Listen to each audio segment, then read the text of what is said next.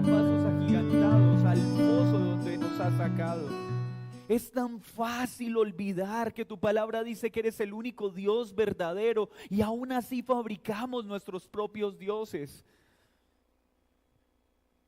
Tú eres nuestra provisión, el agua que quita nuestra sed, el pan que quita el hambre para siempre. Y aún así seguimos cavando cisternas rotas. Una y otra vez nos dices que en ti tenemos todo. Pero una y otra vez buscamos nuestra plenitud en las cosas de este mundo.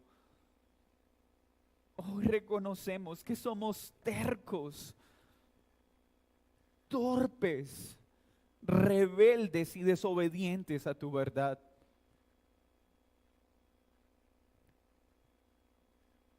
Pero tu Santo Espíritu jamás nos deja permanecer en nuestro estado de pecado, pues somos tus ovejas. Y aunque pecamos una y otra vez, nos sacas del lodo en el que el pecado nos conduce. Mi Señor, fortalece tu iglesia en esta mañana. Fortalécenos para que no claudiquemos en la misión que nos has encomendado. Renueva hoy nuestras fuerzas. Aviva nuestro fervor y nuestra pasión por ti y por lo santo. Quita de nosotros el libertinaje, pero por favor también todo legalismo.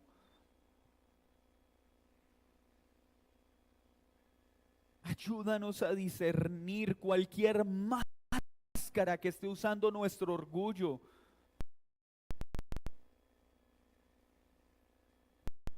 Y ayúdanos porque no queremos pecar contra ti.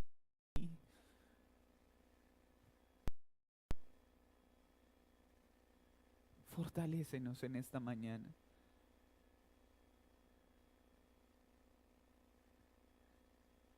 Fortalécenos. En Cristo Jesús. Amén y amén. Una de las cosas que la Escritura claramente presenta es la necesidad y la responsabilidad que tenemos de orar en la iglesia de Cristo por los pecadores que han sido redimidos, apartados de este mundo para conformar un pueblo de toda lengua, de toda tribu y de toda nación. Hoy vamos a orar por la iglesia. Vamos a orar, el Señor guarde su pueblo de todos los ataques del enemigo para que su pueblo permanezca en su palabra.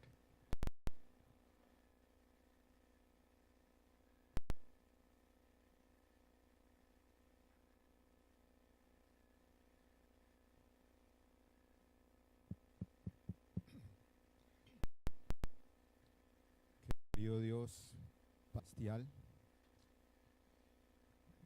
como pueblo, como iglesia juntos, a quienes has llamado en este día, Señor, a alabar tu nombre, nos rendimos delante de ti, mi Señor, nos humillamos, nos postramos, te pedimos perdón, Padre, por todas nuestras faltas, nuestros pecados, reconociendo, mi amado Rey, solo en ti hallamos paz, solo en ti, Padre. Y no hay un amor más grande y más profundo que el tuyo, mi Señor. Los amores no pueden llenar nuestra vida, solo en tu amor hay plenitud. Solo tu gracia derramada a personas imperfectas, pecadores como nosotros, a poder nosotros ese deseo de amarte y obedecerte. Mi Señor, que tu palabra siempre sea nuestra lumbrera, que tu palabra sea cierto, que nosotros deseamos y nos nutre cada día.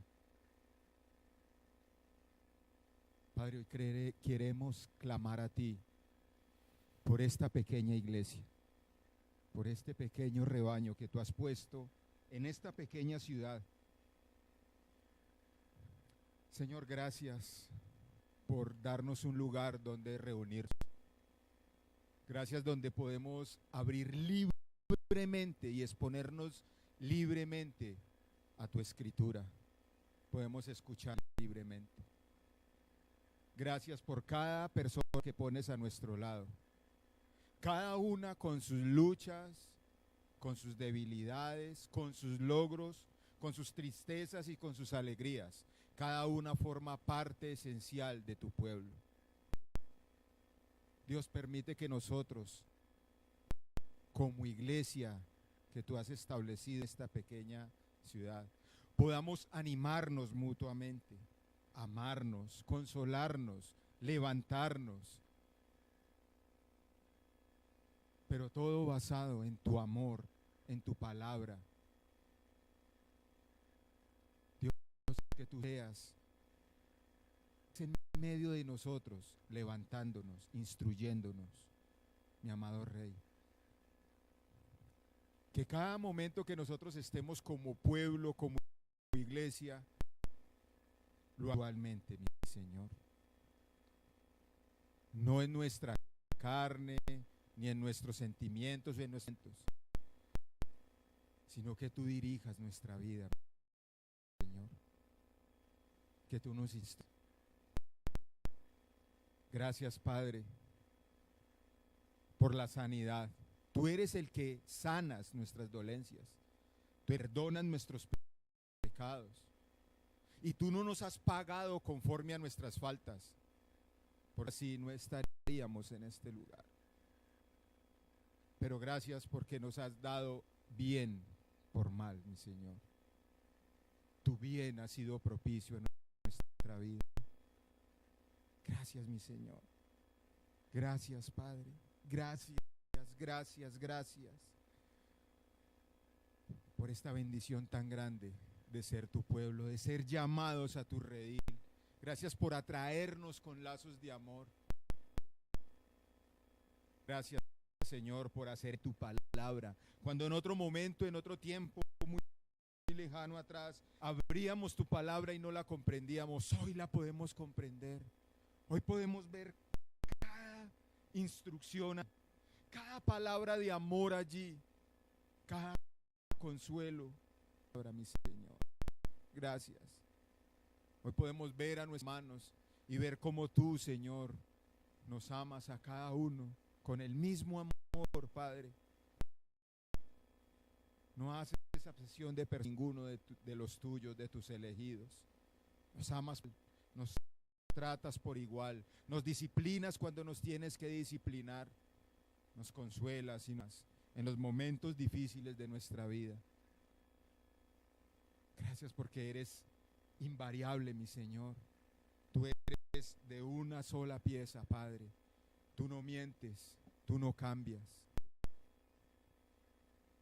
Gracias porque todo esto lo comprendemos, gracias a que tu Espíritu nos da sabiduría y discernimiento. Mi Señor, hoy clamamos a ti y sabemos que tú lo haces, lo vemos en el orden del día con nuestros hermanos, pero hoy clamamos como pueblo, Señor, sigue cuidando tu pueblo, sigue cuidando tu iglesia, síguela instruyendo, síguela disciplinando, síguela animando, síguela consolando, y a nosotros llévanos, Señor, a ser sensibles, Espíritu Santo, a la dirección de tu Espíritu Santo, a amar tu palabra y atesorar nuestro corazón, a meditarla en nuestra mente. Llévanos, Señor, cada día a tener una renovación en nuestra esas misericordias tuyas que nos dan mañana. Que nosotros podamos ver y saber cuál es tu voluntad buena y perfecta. Prepáranos para toda buena obra como pueblo, mi Señor. Nuestro deseo es ser sal y luz para esta pequeña ciudad y para esta nación y en cualquier lugar que tú nos muevas, Señor. Que nuestra familia vea en nosotros personas coherentes con lo que predicamos y con lo que hacemos, que no vean en nosotros o una falsa humildad, sino que puedan ver en nosotros personas correctas, personas que te aman sinceramente, que luchan con su pecado, amor, de alegría, que cuando hablan de ti, hablan con alegría, con sensibilidad y con amor. Y esto solo lo podemos hacer gracias a tu dirección, mi Señor. Gracias por dirigirnos,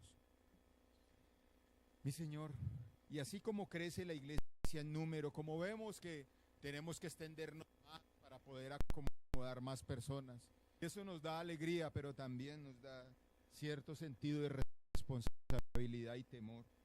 Y nuestro Padre, y te lo pedimos, es que crezcamos también en piedad.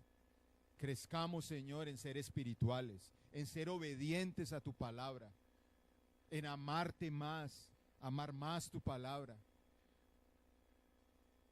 crecer más en humildad. Tú lo has dicho. Aprendan de mí que soy manso y humilde de corazón. Llevas a una humildad sincera, Padre, a una mansedumbre sincera, a podernos someter los unos a los otros, pero primeramente a la autoridad de tu Escritura. Padre, gracias por la sanidad que traes a las dolencias de nuestros hermanos, a las enfermedades de cada uno de ellos. Gracias, Señor, por la fuerza que les das. Gracias por el consuelo en los momentos difíciles. Gracias, Señor, porque tú suples en los momentos de escasez.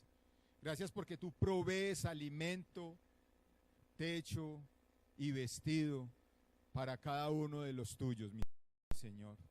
Tu mano no es corta, Padre. Tú eres generoso, nos das lo que necesitamos, Dios. Gracias porque no nos acostamos sin alimento. Gracias porque no sufrimos de frío. Hace salir el sol y la lluvia. Estamos en una tierra fértil. Gracias, mi Señor.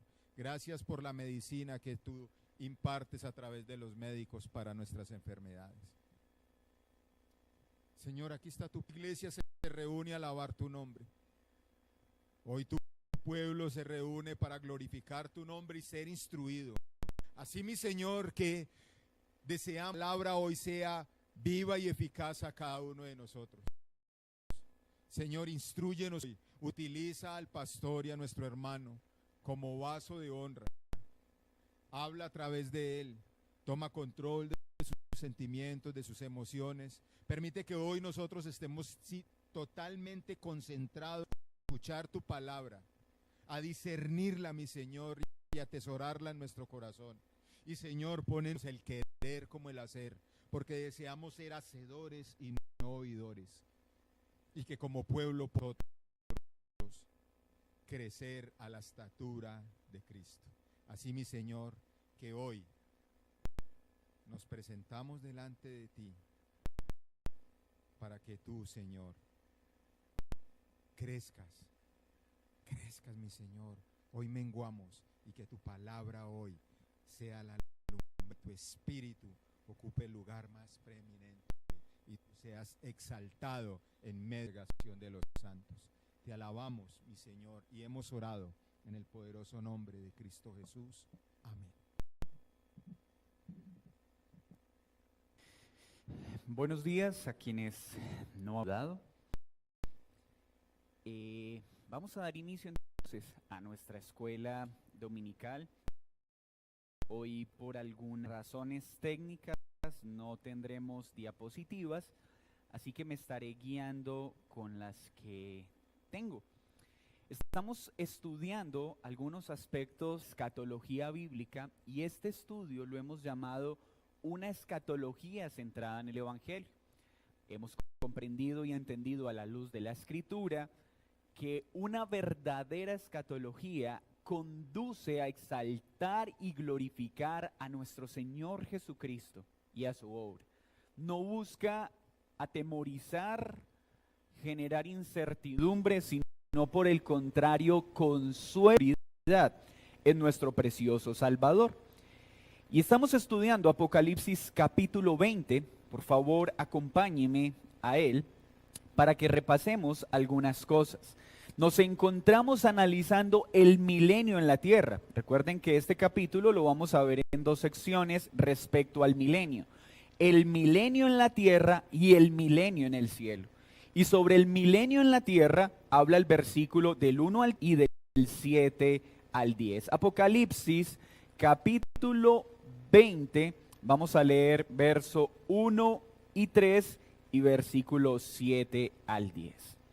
Vi a un ángel que descendía del cielo con la llave del abismo y una gran cadena en la mano.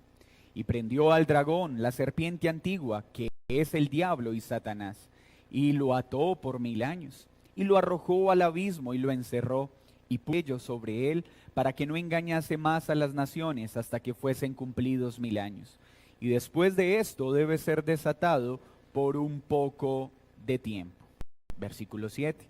Cuando los 1000 años se cumplan, Satanás será suelto de su prisión y saldrá a engañar a las naciones que están en los 4 ángulos de la tierra, a Gog y a Magog, a fin de reunirlos para la batalla, el número de los cuales es como la arena del mar. Y subieron sobre la anchura de la tierra y rodearon el campamento de los santos y la ciudad amada. Y de Dios descendió fuego del cielo y consumió. Y el diablo que los engañaba fue lanzado en el lago de fuego y azufre, donde estaba la bestia y el falso profeta, y serán atormentados día y noche por los siglos de los siglos. Señor, gracias por tu preciosa, perfecta y clara palabra, la cual nos edifica, nos exhorta, nos consuela, nos anima. Y hoy te ruego para que me concedas sabiduría para comunicar esta verdad de una forma sencilla, de una forma comprensible, pero que nos provea fortaleza en esta etapa de vida en la que nos encontramos como tu iglesia. En el nombre de Jesús, amén y amén. Aprendimos el domingo pasado qué significa milenio y atar. Hemos visto que milenio significa un periodo de tiempo, no literal. Ya recordamos el domingo anterior, pero vuelvo y lo cito, cuál es el género literario de Apocalipsis, ¿cierto? Es un género apocalíptico y por lo tanto su contenido es simbólico, es figurado. Al tener estas realidades en mente, debemos mirar todo su contenido bajo esta misma perspectiva, comprendiendo y entendiendo que los términos que están aquí expresados no se pueden asumir de manera literal. Ya mostramos las pruebas y las razones para dejar claro que 1000 años en Apocalipsis 20 es un periodo que va hasta que Cristo regrese por segunda vez. Inicia con su primera venida y termina en su regreso. Y que en ese periodo de tiempo Satanás ya fue atado. Vimos varias pruebas, ¿lo recuerdan? Lucas 10, 17 al 19, Juan 12, 31 y 32, donde recordamos y aprendemos, como lo vimos también en Mateo, que fue Jesús quien ató a Satanás cuando vino a ejercer su ministerio al tomar una naturaleza humana y vivir en medio nuestro. Ató a Satanás. Atar significa no que haya quedado inoperante, inactivo, recuerden por favor, sino que su poder fue restringido. No puede actuar según sus deseos, porque si él pudiera actuar bajo sus deseos, él ya hubiera destruido la iglesia. ¿Y por qué no puede destruirla? No porque no quiera, sino porque ha sido atado por Cristo. Es decir, ha sido restringido. Como traté de explicarlo en un lenguaje comprensible, es como si tuviera una cadena que le permite moverse y actuar, pero no como Él quiere y de la manera que Él quiere. Pero luego nos dice la Escritura que este Satanás que ha sido atado, según Apocalipsis capítulo 20, también será liberado por un poco de tiempo, será desatado, ¿cierto? ¿En qué consiste el periodo en el que Satanás será desatado? El milenio, no lo olvide, termina con el regreso de Cristo. Por tanto, ese periodo en el que Él va a ser desatado está en ese periodo de tiempo. No es después, es en este periodo. Porque recuerden también que una vez Cristo venga y haya juicio, después solo habrán dos cosas: vida eterna en los nuevos cielos y en la nueva tierra para los que han creído y han sido redimidos, y condenación eterna en el lago de fuego para los que no han creído, junto a Satanás por toda la eternidad. No va a haber otro periodo posterior a la segunda venida de Cristo. Este periodo en el que Satanás va a ser desatado es en esa era. ¿Qué más podemos entender?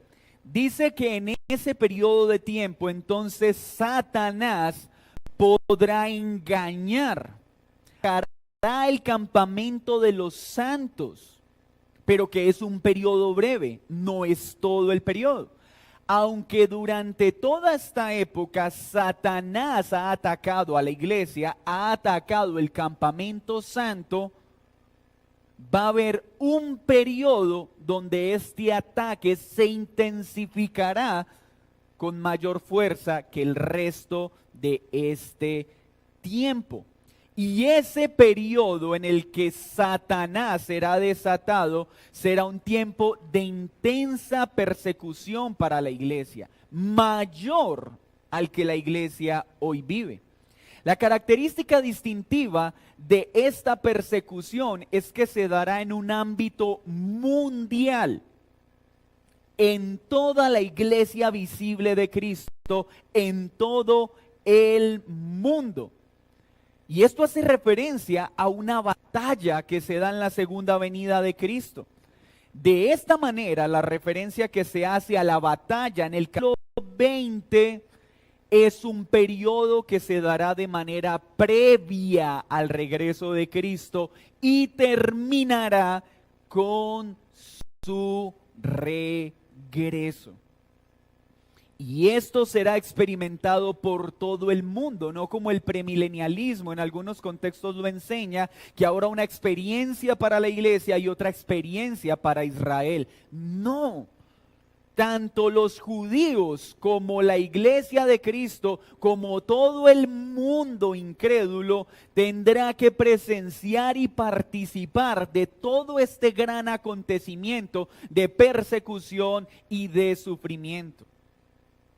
Esa idea moderna de que la iglesia será quitada antes de la gran persecución, o como algunos lo llaman, la gran tribulación, es solo una muestra del miedo y del deseo que tienen los seres humanos de no experimentar dolor.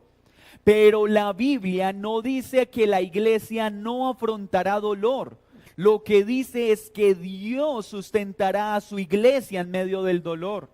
No dice que la iglesia será librada de la aflicción. Dice que en medio de la aflicción, Cristo estará con ella.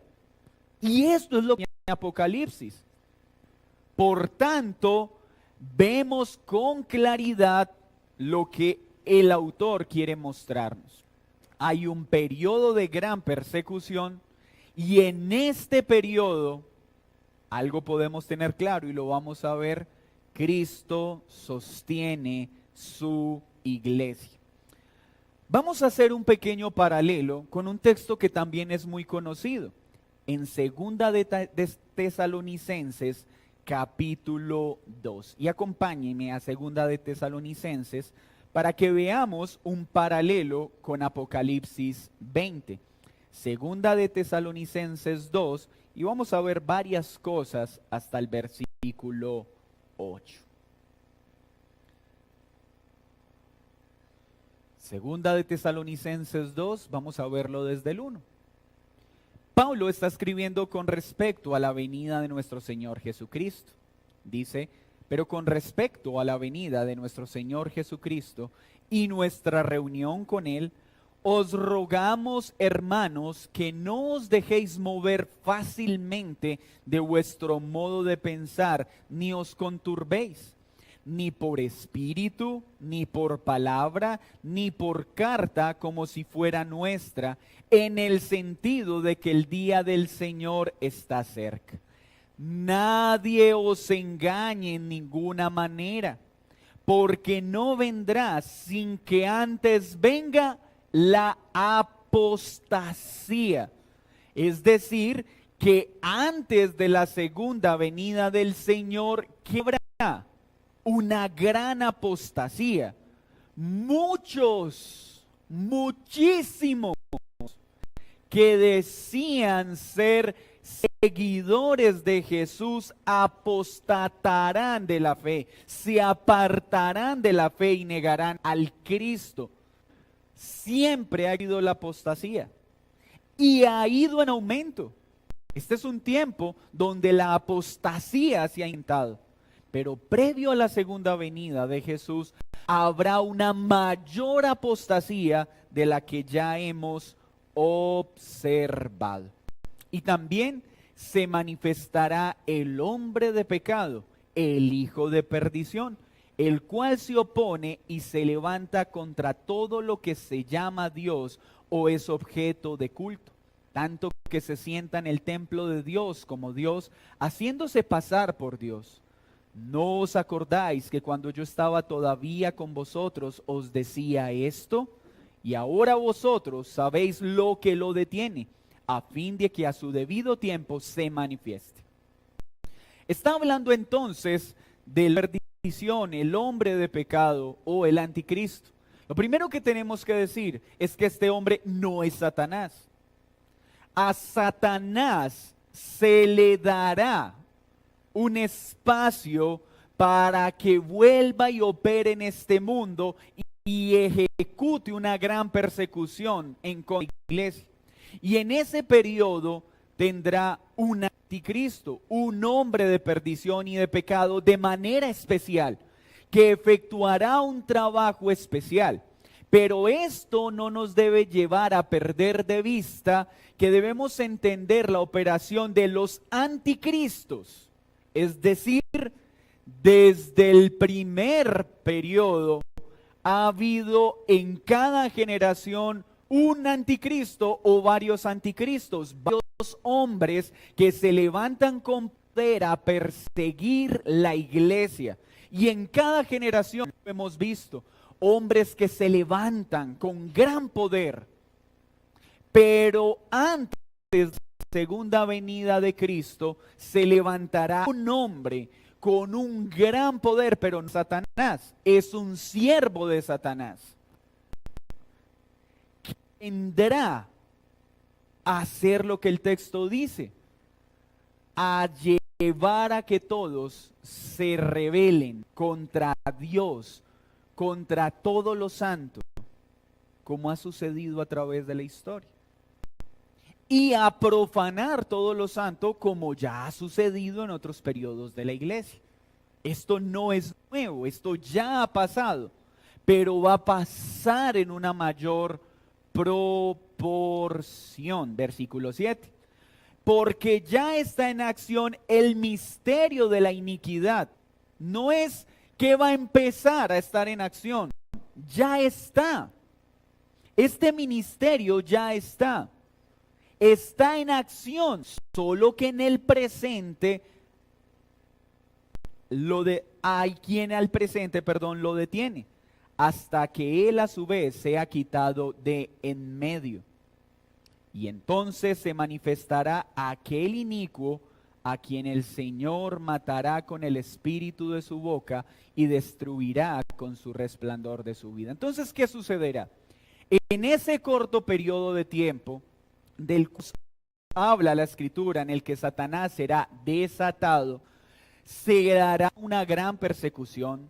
Habrá un anticristo acompañado de muchos anticristos en plural, muchos hombres que generarán una gran persecución contra la iglesia, que profanarán santo, pero en ese periodo de tiempo dice que será quitada esa restricción para que puedan proceder. Sobre esto hay muchas posturas. Algunos dicen es el Espíritu Santo, es la iglesia, entonces será quitada y ya esa restricción será quitada. Es difícil llegar a esas conclusiones examinando el contexto del pasaje. ¿Qué restringe la maldad del hombre?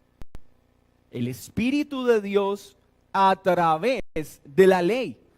La ley es un instrumento que restringe que los hombres actúen de manera deliberada, pero es la operación del Espíritu Santo a través de su gracia común que hombres que nacen en pecado no hacen todo el mal que podrían hacer. ¿Por qué? Porque la ley los restringe y el Espíritu Santo los restringe. Es decir, solo hay una razón por la que todos los hombres no actúan como Garabito y no son tan ladrones como los Nule. No es porque no quieran, no es porque no puedan, tienen una restricción. Pero en este periodo de gran persecución, esa restricción será quitada por un poco de tiempo. Así que la maldad de los hombres irá en aumento y su proceder perverso aumentará. Esto sucederá en un periodo previo al regreso de Cristo, del cual nadie tiene autoridad para poner un día, fecha y hora. Y es subrayo porque ahora tenemos hombres que en algún momento gozaron de respeto en el entorno cristiano, dando fechas acerca del regreso de Cristo. Ya una vez dio una fecha y se equivocó. Ahora está diciendo que Cristo viene en el 2028. Y la Biblia llama a todo aquel que se atreve a poner fechas un falso maestro. No hay otro nombre. La Biblia dice que no estamos llamados a dar fechas ni horas porque nadie sabe el regreso y quien lo haga es un mentiroso. Así que mucho cuidado, sin importar las credenciales, los títulos y la fama de un predicador, si se atreve a dar fechas, es alguien que no debe ser escuchado. Es un engañador. Entonces tenemos características de este espacio. ¿Qué sucederá? Una gran persecución. ¿Contra quién? Contra la iglesia. La iglesia estará en este periodo de dolor, sí, lo que promete la Escritura. El Señor la sustentará. El Señor la cuidará. Pero muchos apostatarán de la fe. Muchos que decían haber creído en este periodo de tiempo se apartarán. Entonces vamos teniendo una línea clara de lo que significa que sea desatado. Y voy a hacer este paralelo. Apocalipsis capítulo 20, en el 1 al 3 dice que Satanás es atado. Segunda de Tesalonicenses, en el versículo 6 al 7, habla del misterio de la iniquidad, la venida del inicuo, la edad de Satanás, restringida por un poco de tiempo, pero luego esa restricción es quitada para que venga un aumento en la maldad. Versículo 3 al 9, en Apocalipsis habla de un breve tiempo de la desatadura. Tesalonicenses 2, 3 y 8 dice, el que lo retiene es quitado de en medio y el inicuo revelado poco después. Durante este periodo las naciones son engañadas. Aquellos que se pierden creen la mentira de este inicuo y de toda la operación demoníaca. Luego, Satanás y las naciones son destruidas. Tesalonicenses también dice, el hombre de pecado y aquellos que creyeron la mentira mentira serán juzgados cuando es la segunda venida de Cristo. Si serán juzgados en la segunda venida de Cristo, hermenéuticamente no hay posibilidad para decir esto sucederá después de que Cristo regrese. No podemos llegar a esta conclusión porque el límite es puesto con total claridad. Si hiciéramos un esquema, se los voy a enviar al chat de la iglesia, sería algo muy sencillo. El milenio, desde la primera venida de Cristo hasta su segunda venida. Ese es el periodo de tiempo. No sabemos cuándo termina. Algunos han dicho en el 2000, otros en el 2012, otros en el 13, otros en el 20 y ahora ya hay otros que dicen en el 28. Nadie puede dar una fecha, pero sabemos que ese evento va a suceder. En este periodo de tiempo habrá un periodo corto en el que Satanás intensificará su operación en contra de la iglesia. En este periodo muchos apostatarán, se levantarán muchos maestros y este periodo de tiempo terminará cuando Cristo regrese. A partir de ese momento empiezan los nuevos cielos y la nueva tierra para los que han creído y condenación eterna para los que no. Ese es el esquema sencillo que venimos hablando. Así que al tomar Apocalipsis capítulo 20 y segunda de Tesalonicenses capítulo 2, podemos sacar las siguientes conclusiones. Primero, ¿Satanás está obrando en este momento? Sí, pero ¿qué va a pasar en un corto periodo de tiempo antes de que Cristo regrese? Va a intensificarse su operación en todo el mundo, pero en ese periodo también va a aparecer ¿quién? Un anticristo en singular, pernal, y habrá una terrible apostasía. Mis hermanos, si hay algo que tiene la facultad de exponer las falsas profesiones de fe, son los momentos de persecución. Y debido a la persecución muchos apostatarán. Por eso es tan peligroso ese falso evangelio de la prosperidad que tiempo. Porque ¿qué promete este falso evangelio? Sí, y tendrán carro, casa y beca, las tristezas se acabarán, pare de sufrir. Y estas personas siguen a ese falso Dios. Por tanto, cuando entren a la persecución dirán, a mí me prometieron otra cosa.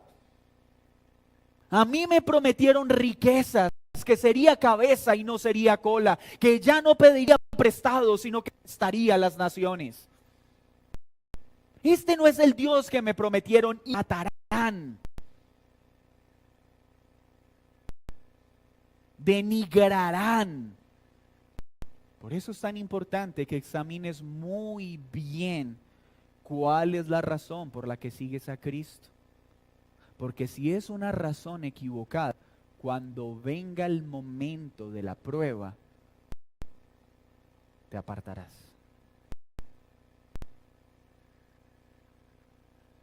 ¿Qué más sucederá en este tiempo?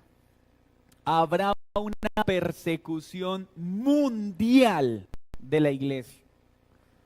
No, es que esperando un momento glorioso y estamos orando para que todos los gobernantes del mundo se vuelvan cristianos, para que tengamos un periodo de paz y tranquilidad. Hermanos, oramos por la paz, porque la Biblia lo ordena, pero también nos enseña que la maldad va en aumento, no al contrario. Y viene una gran persecución mundial para toda la iglesia. Ya en algunos países se ha hecho más notorio. Siempre ha existido. Pero ya en países de Occidente se está haciendo claro y evidente cómo se persigue. Por la forma que hoy muchos creyentes ejercen el derecho del voto. Hoy se ve en lo que está aconteciendo. Mis hermanos, tenemos que discernir el tiempo en el que nos encontramos. Y viene un periodo de gran persecución mundial en cabeza de todos los gobiernos. Por favor, que nosotros no seamos cómplices de la persecución que vamos a tener que vivir como iglesia. Cuidado con elegir o participar de gobiernos que van a perseguir la iglesia. Escrito está, y así va a ser, pero que nosotros no seamos cómplices de esto. ¿Qué más sucederá? La preservación de la iglesia. La iglesia va a sufrir, sí, pero va a permanecer, porque Cristo la sostiene. Los que no permanezcan es porque no eran pueblo. ¿Y cómo terminará este gran periodo? Con la destrucción de todos los enemigos, de manera definitiva. Qué gran esperanza tenemos, pero qué gran responsabilidad, enseñanza, de examinar nuestra fe. ¿Realmente nuestra fe está en Cristo? Porque a menos que esté en Él, en el momento de la prueba, daremos la espalda a aquel que decíamos amar. ¿Hemos creído realmente en Cristo? Nosotros estamos en una situación bastante favorable y las que tenemos en esta parte en particular no son tan complejas. Los creyentes en esta zona del mundo sufren porque a veces no nos alcanza para nuestros gastos, porque a veces la enfermedad nos aqueja, y esos son los sufrimientos con los que nosotros lidiamos. Y aún así la fe muchas veces flaquea. Pero hay hermanos en Oriente y en muchos sectores ya de Occidente donde están siendo perseguidos sin ninguna misericordia, decapitados, empalados, quemados. Eso ya está pasando, el ministerio de la iniquidad ya está. Viendo cómo sus hijos son azotados contra las paredes en su presencia. Eso ya está pasando. Y solo alguien que haya creído en Cristo tendrá la fuerza para permanecer. Porque de lo contrario negará por preservar su vida, por preservar la vida de sus hermanos. ¿Has creído verdaderamente en Cristo? No te engañes simplemente con venir a la iglesia domingo tras domingo. Que tu corazón sea consumido por la urgencia de buscarle, amarle y conocerle. Lecciones prácticas. Primero, los hombres alrededor del mundo están en completa tiniebla, en oscuridad. El mundo está en oscuridad y camina rumbo a su destrucción. Sus corazones serán decepcionados por lo que se avecina en este mundo. Estos tropezarán y muchos no sabrán de su tropiezo. Son como una persona que está en un bote remando en un mar sin orillas. Reman pero sin idea a dónde van, ni por qué han de ir allá, ni siquiera si hay algún lugar al cual ir. El mundo no sabe para dónde va. ¿Y tú? ¿Tú sabes para dónde vas? Si hoy Cristo regresara, ¿tienes certeza de tu destino final?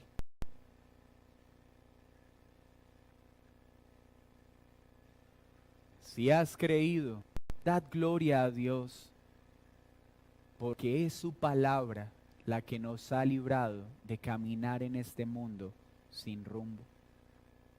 No es mérito tuyo, toda la gloria es a Dios. ¿Qué cosas encontramos alentadoras? Satanás ha sido definitivamente restringido de cegar las mentes de los súbditos de Dios. Aunque querrá dañar a su iglesia, no podrá hacerlo. Los siervos de Cristo no tienen ninguna razón para vivir en el temor de Satanás y sus artimañas. Aunque no debemos, en las palabras de Pablo, ser ignorantes de sus artimañas, nunca debemos permitir un sentido de su poder que nos paralice. Qué diferente a la enseñanza moderna, todo es Satanás. Y Satanás, y Satanás, y Satanás, y andan atemorizados. No, el creyente no anda atemorizado. Aunque no ignoramos las artimañas de Satanás, sabemos cuál es su condición y cuál es su futuro. Caminamos seguros de que el Señor nos guarda. No tenemos por qué amedrentarnos. Satanás es un enemigo vencido y encadenado. En las palabras de Carey, esto debería llevarnos a esforzarnos por hacer grandes cosas para Dios y esperar grandes cosas de Dios. Eso es lo que debería pensar la iglesia. Satanás no está tan atado como para estar impedido de andar alrededor como un león rugiente. En el futuro será desatado de tal manera que producirá una persecución a escala mundial contra la iglesia. Guerra avisada no mata soldados. No hay mismo donde no hay disposición para sufrir por el nombre de Cristo. Si a ti te prometieron un cristianismo libre de dificultades, te engañaron. Y permíteme derribarte esa mentira.